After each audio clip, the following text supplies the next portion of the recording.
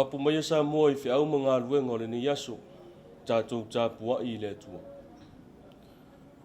O maia, ia tātou ifo mai ia tātou puna nou. Ia tātou tō turu I luma o le li o le na whaia I tātou. O wao lo tātou atua lawa ia. O I tātou fo I o le nuu o whangaina ia. Ma le lafu mā moe o ilona au. O le talo mo le ngang pa ia tātou ifo ma te talo I le tua. Le tua tau tasi pa ia e le tua le tamā le alo ma le ngang sā. Le tua la o fio e tau ia I vi inga. O le tua la o fio le pule au au ma le sili e se. E au ai tangata whaatua tua uma o le nei lalo langi. Na sula ma whaafetai alo walofa ma lo wanga le lei. Pangale alo mātou atua. Na ngona lava lo mātou whaatau waa ma le ngau I wha le nganga I o ruma. Na la leo mātou mwai wala awai la o fio te fio mai e te tautu o luaina le nei sauninga. Ia I umea uma le wha sisilina o lo lava vi inga. E wha avavang. O mātou te talo e ala atu le soafu mamalu Jesu ke viso lo mātou li ima le mātou whaola. Amen. O le whaitau wina o le tusi pa ia. Tusi whaitau mo le nea whiawhia mo mai lea le whenga fou. Tusi a Paulo le kāle se kolose lo mtau pue toru. Whaitau wina le whai upe sifuru ma le walu e whaangata mai le whai upe mua I le mtau pue wha. Kolose le mtau pue toru. Whaitau wina le whai upe sifuru ma le walu. Se e whaangata mai le whai upe mua le mtau pue wha. Whafonga mai au a whionga pa ia alo tātou atua. O tau whawhine ia o tau siusita I atu ia o tau lawatane. Peo na te tau I le alii. O tau tane ia o tau alono whātu ia o tau wawa. O fōi nei wha ono ia te ilatou. O tau le whanau. Ia o tau whaalongo ia o tau mātua I mea uma. O wao le mea mā lia lea I le alii. O tau ta mā. Awa nei whaita ia o tau whanau. Ina nei whaapalapala I latou. O tau o polonga. Ia o tau whaalongo I mea uma ia o tau matai. I la li tino. Aua nei whaatanga au auna. Whaapei o e whaafia I tangata. A ia whaia ma le loto whaamauni. O loo mā te tau I le atua. O mea uma lava tau te whaia. Ia whaia ma le loto. Peisea I ua whaia I le ali. Ai le o le tangata. A wāua o tau iloa. E maua o tau mai le ali o le taui. O le tofi lea. A wāua au auna o tau I le ali o ke viso. O le a mio le tonu. E maua e ia le taui. O lana a mio le tonu. E le wha ilonga ina fo'i e se tasi. O tau alii. Ia o tau avatu mea te tau ma mea e tusa ia o tau polonga. A wāua o tau iloa. O ia te o tau fo'i le alii I le langi. Whamanuia mai le tua e ala tātou whaitau whaalongolongo ia nā whionga pa ia. Tu mawatu ia te ia lona lava vi inga nei se ia o le whaavavau lau. Amen. O le launga le soafa mamalu o le tua le tamā le alo ma le ngang pa ia. Amen. Ma o le matua le launga ma le tusi na whaitau wina. Kolose lo mtau pe toru. Fio whaanga ina le whai pe luas fun ma le toru. Whaafonga o te toi whaitau wina. O mea o malava tu te whaia. Ia whaia ma le loto peisa I ua whaia I le atua. Ai le o le tangata. O le manatu au tu. E tu sai ma le whaasinonga le tusi whailotu o le whakasā. E whaapea. Fe fulisa ina o le lalolangi. Fe fulisa ina o le lalolangi. Turning the world upside down. Au lei ulu fale maile tala le lei I Samoa ma nofo tupu ai. E se fo I le anga inga o le soifuanga na soifua maola ai tangata ana mua. I tūlanga o loa po mea whaitino e momia. E lei whaatauina ni tupe. Wa ele I ai. Pe lei mau foi ni tupe ia taimi. Au nei foi mea whaitino. E peo anga ese masuo manise o mea whaingaruenga. O mea lava na whausia e Samoa mai mea o loo maua I nei. E o I mea whai mea ai. Peo maasima masuka manisi. Na ngā osi lava I nei le poto maasania le Samoa. Mai le sami. Ma le la au o le tolo. Le whaatinonga foi o tiute ma whi au. Le whaatino lava I le poto maasani e fua I lunga o whaatinonga o aso whaisoo. E o lava I nisi o wala mtautia o le soifua ma le ola. I le anga nuu ma le anga I whanua o Samoa. na ola I lava o na tangata. O ai le vā tangata, na tutupu lava taua ma whewai vai a inga, tele ai le toto masaa, ono le ai o se tapasa. O pese I o se vaa, o pule sa ono toai le matangi le moana, ina ua le ai se tapasa. O pese I o se ngā solonga, e pongi sa pea I le iloa, pongi sa I le malamalama I fou, pu mo I le whaalau tele ina, masuinga o le soifuanga ma le ola. I le tala whaasolo pito le ekalesia, o le o mai o le tala le lei e pēna ngā pātia I ai vidiamu, malana au waa I le tasi walu tolu o, na wha ngā solo mai lava I tausanga I luma mai. Na o mai ai se o langa fau o Samoa, I se tūlanga e fau fo I le vaai ma le mātau. O mai ua vaai anga e se e fau I le vaai, o mea whai tino ma mea whai ngā ruenga e tele ina mo o mia I aso whai soo. Na wholosia fo I ne tusinga, o tusi, o lona whai tauina, o lona fo I mālamlamaina, ai lau alunga I loa ma le tala le lei a Yesu ke viso. Suia I loa ma Samoa mai le pongi sa ma le pu mo I le lau tele ma le malamalama. O le soifuanga tuai ma le olanga masani e au ina furi fao. Ona o le olanga o le oanga I luma, lona winga, e au ina fe furi sai le lulalo langi tuai. Ai ia ola I se lalo langi fau. E o ngā tutonu wai ke viso. O le sulu e malamalama I le lalo langi. O le itu ai ngā lalo langi lea o lo o fete ina I le tusi na whaitauina nei. O le mata upu na whaitauina nei. O le wha mafa le apostolo I le Kalesia Kolose. Ina ia la fuai mea leanga. Ai tau wivi ma finifinau I mea le lei. O le tau masani lava o le soifuanga ma le ola. O le tau sinionga o le lei ma le leanga. O le mau I le kewiso. O le lei a toa. Lea e ao na ola ina e so o se tangata wha atua lama. O le tusi fone o Kolose. O le tusi o fiso ta inga. Au tau fia Paulo le fore pui. Na ia fono ina le soifuanga o le Kalesia I Kolose. Ua lata lava I le masai ia o onga se. Ua sosolo wha amaunga mu I te tonu o le Kalesia I Kolose. Ma ua tau au lava ina mafuli ia I le ona wha atua o tangata. Tau mawhainga le filia le peti le mori maua ke viso. O loo ngā pātia ai lana apostolo. Ina ia o maululu, ma lilo fi ai le lalo langi a toa. Peita. O lea ua o mai le whamalosi a Paulo I le vā tangata. Le vā whianoa loa I o le isi ma le tasi. Whaonga ina I Paulo so tanga. Ai maise. O se so ta inga tala whenga I matangata. Ua tau ke visi ano ina. O so tanga vāvala lata o tangata na whai e le tua. Ma ua tosi lau ti ina fo I matuu matamanga ina whaiva. O lea mea, ma lea vala. Ai maise ai o whai a. Ma mafutanga. Ina ia manino mai. Lana fe au mo le au whaatua uma I Kolose. Tonu le mawhawhau ala apostolo. Wa te tau na sui. Una e leo o ngā tasi marifina ngalo le atua. E ala ia Yesu ke viso. Whaatinonga le Kalesia. O le ngā solonga maasani ia o aso whaiso I Kolose. E tū mati e se lava. Tusai masu usu e ngā nisa la usu e le tuspa ia. Le mafutanga I le vā o le tane ma le avā. Whemei ua sopo utu le ngangana le avā I lana tane. O le aise ava fata. Ua ngalo ai le tofi. Ai mana tua fo. O tamaita. O ila tau nei o loo whaita wina. Whatasi ma mea whale ma mea whaitino po properties. I le sosa I ete ma le lalolangi o ia fo isi usi o manga. Lea la ua whamalosi polo. Ia usi tai a vai o la tau tane. O lona winga. O le ola I lalo se taita inga. I leo whapea mai la le apostolo Paulo ua maua le tūlanga ua iai tani. A o le vala e au ina whaamanino. Ia whelangolango mai. E tafi e sea. Lea whainga. O mai I mafutanga mātua ma whanau. Mai o whanau o lo nofo pea I mātua. I o lātou whale. O lātou wa mionga waa. O le manu mamalu. Ai ua pei o se niu ua pa u o na fua ma tafi ta whea I le au. Ua sa ili lava le ele to ai.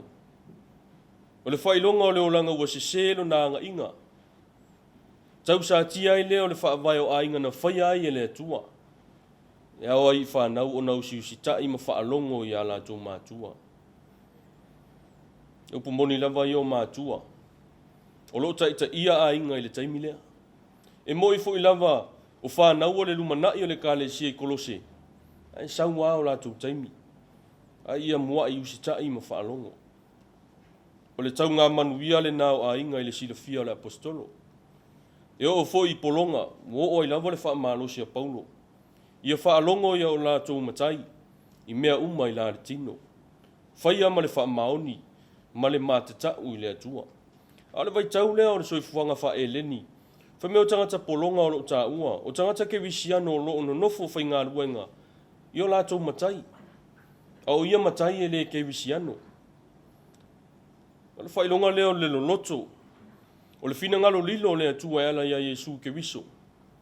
O le alofa i tangata, i leo la vea i lalo le li o le atua. E ala ia Yesu ke viso. O le fefuli sa ina leo le ola o le tangata. O le a lava le whaingata, whaalongo. Pe sa wale matai, whaalongo. Pe le ke visiano le matai, e whaalongo.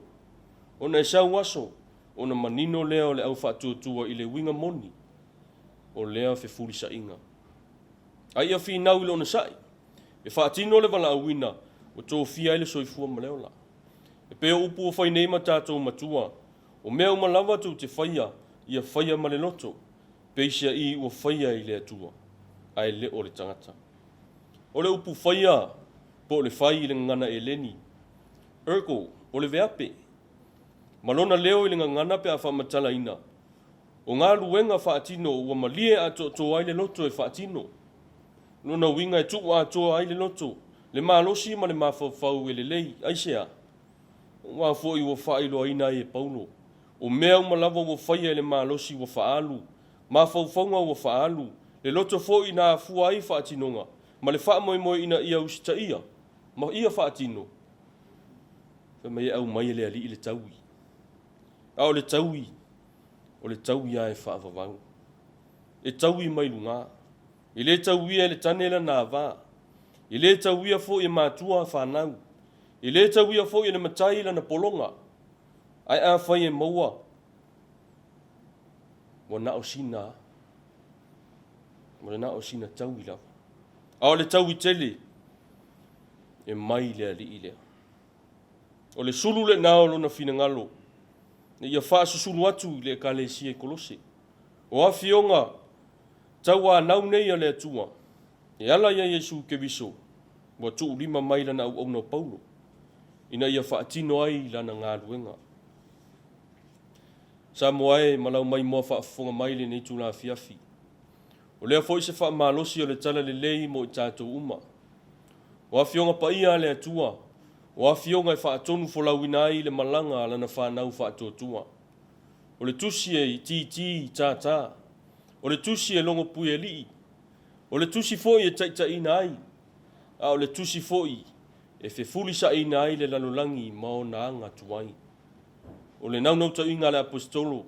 Ia fau le ala e sava vali ai i kolose. A whai ua tau ke visi anoina. Ia o ofu loa lai ofu fau. Le ale mea e toi tuuai. Fola sia e Paulo le tusi. Wa o mai ai ia usi usitai.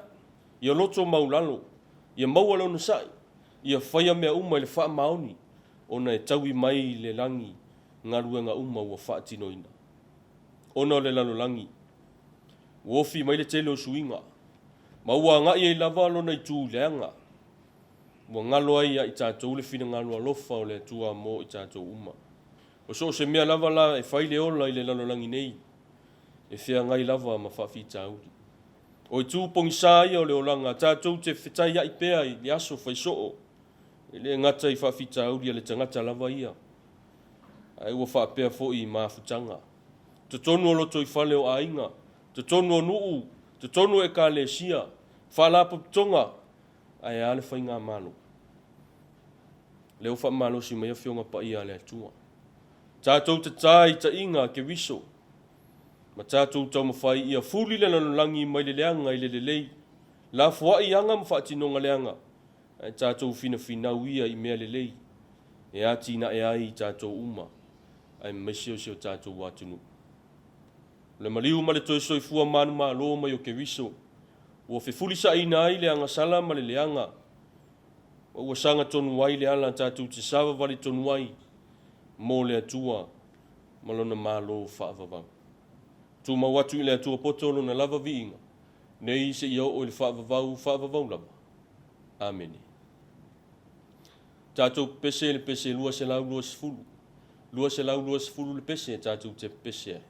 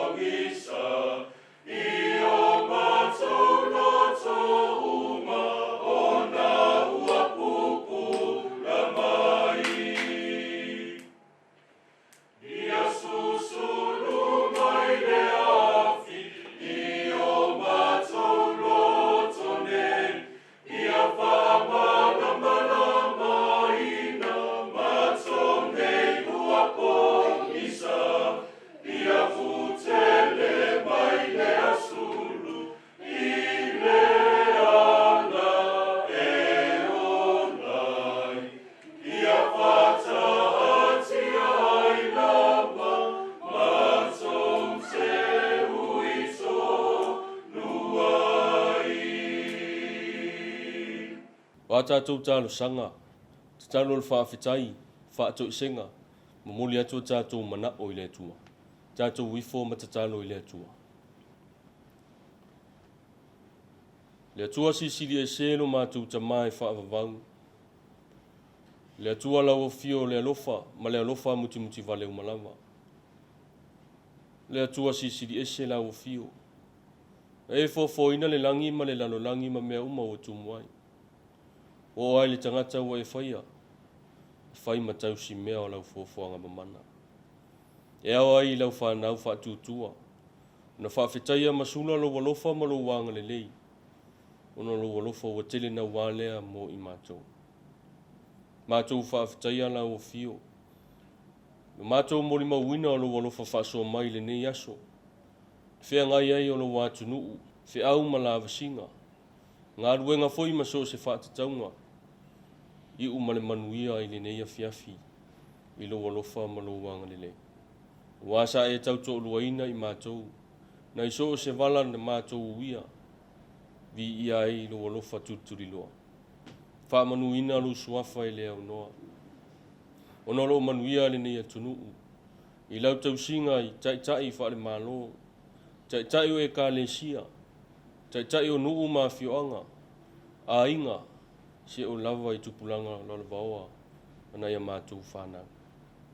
Manuia fo ilo mātou o tua le sailinga matangi. Toto whaasa laua le neia tunuu. Ta apea i tu e fia le nei ke lope. A wase manuia o a inga nuu. Ai mese o lau ngā ruenga. Wha manuina fo ilo suafalo mātou o tua i lea unoa. Ma losi wha fo wina mo mwhai eo na mātou whaatino ina whe au mala wasinga. Me se leola wala uina wa e tō fia ma wala uina i le soifua ma leola. Wa e whaonga ina fo ilo mātou vai, ma le whaantau waa ma le leilo o se mea. Tau wala mai eso mātou manuia, i so o se whe au, wa e wala uina i mātou. E mā losi wha fo wina, o mā whauwhaunga le leiwa e wha ma ite, vi ia la o fiolo mātou tama. Te le wha monianga o mātou maua, mātou te le i mā whauwhauina, au lau fio le alo mātou atua. E te alofa fua mai alofa muti vale le soifua ma le ola o lau whanau. Iu ia ana mātou wangasala. pi ia la ua fio e le au noa. Wa ia ma le fia suinga o le tau. Le langi le lei, ona lo walofa ma lo wang le lei lau whanau. Fua i mai e lau fio.